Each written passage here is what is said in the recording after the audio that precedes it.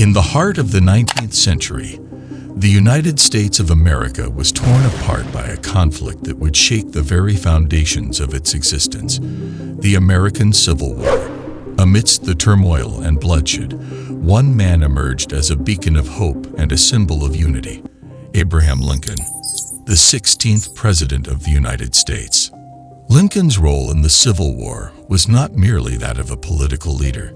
He was a man of unwavering conviction, a master strategist, and a compassionate soul who understood the profound impact of the war on the nation's psyche. From the very beginning, Lincoln's primary goal was clear: to preserve the Union, to keep the United States from succumbing to the devastating effects of division and secession. He believed that the nation's strength lay in its unity, and he was determined to uphold that principle, even if it meant making difficult compromises. At the outset of the war, Lincoln was willing to compromise on the issue of slavery, believing that it might be necessary to maintain the Union. However, as the war progressed and the cries for abolition grew louder, Lincoln's stance on slavery began to shift. Witnessing firsthand the horrors of war, the loss of life, and the sacrifices of countless soldiers, Lincoln's moral compass guided him towards a more definitive stance against slavery.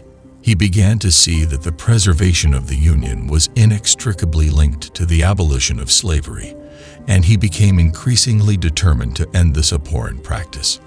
Lincoln's evolving views on slavery were also influenced by the growing anti-slavery sentiment among Union citizens. The Emancipation Proclamation of 1863, which declared slaves in Confederate states to be free, was a direct reflection of this growing public sentiment and Lincoln's own moral conviction.